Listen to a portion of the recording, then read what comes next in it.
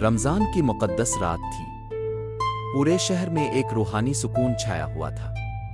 हर घर में सहरी की तैयारी हो रही थी। लेकिन सबसे ऊपर वाली पहाड़ी पर, जहां कदीम वक्त का मंदिर था, एक हैरत अंगेज रेत की घड़ी रखी हुई थी। ये आम घड़ी नहीं थी।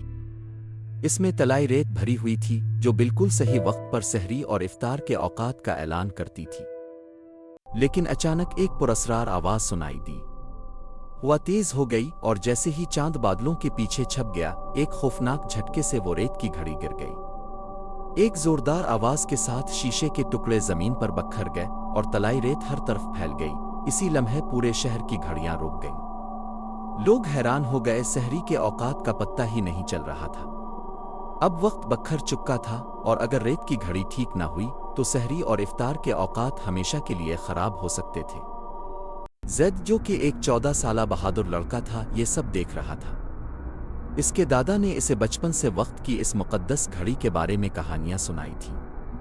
वो जानता था कि अगर वक्त को ठीक न किया गया तो रमज़ान के रोज़े मुश्किल हो जाएंगे। बगैर किसी ताख़ीर के ज़ैद ने फैसला किया कि वो पहाड़ी पर जाएगा और इस घड़ी को दोबारा जोड़ने की कोशिश करेगा।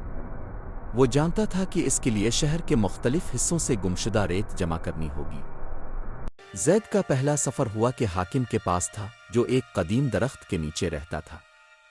कहा जाता था कि इसके पास वो ख़ास रेत का पहला दाना था, लेकिन वो इसे आसानी से नहीं देगा। ज़ैद को हुआ कि 3 सवालों के सही जवाब देने थे।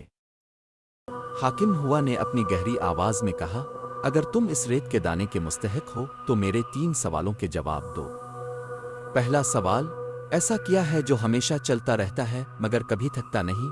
ज़ैद ने सोचा, फिर मुस्करा कर बोला, हुआ। हाकिम ने सर हिलाया और दूसरा सवाल पूछा, वो क्या है जो सबको देख सकता है मगर खुद नजर नहीं आता? ज़ैद ने फौरन जवाब दिया, रोशनी। हाकिम ने तीसरा और आखिरी सवाल पूछा, कौन सी चीज़ है जो कैद भी हो सकती है मगर फिर भी आज़ाद महसूस करती है? ज़ैद ने लम्हे भर के लिए सोचा, फिर बोला, वक्त। ये सुनते ही हाकिम हुआ ने मुस्करा कर हाथ बुलंद किया। एक चमकता हुआ रेत का जर्रा हुआ में नमूदार हुआ और ज़ैद के हाथ में आ गिरा।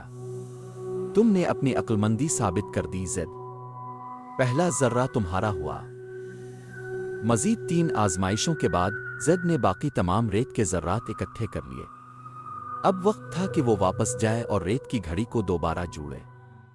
पहाड़ी पर पहुंचकर इसने आखिरी जर्रा रखा और अचानक घड़ी जलने लगी। सुनहरी रोशनी हर तरफ फैल गई और वक्त एक बार फिर अपनी जगह पर आ गया। पूरे शहर में अजान की आवाज गूंजने लगी, लोग खुश हो गए और रमजान की बरकतें बहाल हो गईं। ज़ैद ने मुस्कुराकर आसमान की तरफ देखा, जानते हुए कि इसने वक्त को बचा लिया है। Please like and subscribe to Soul Experience. Thank you.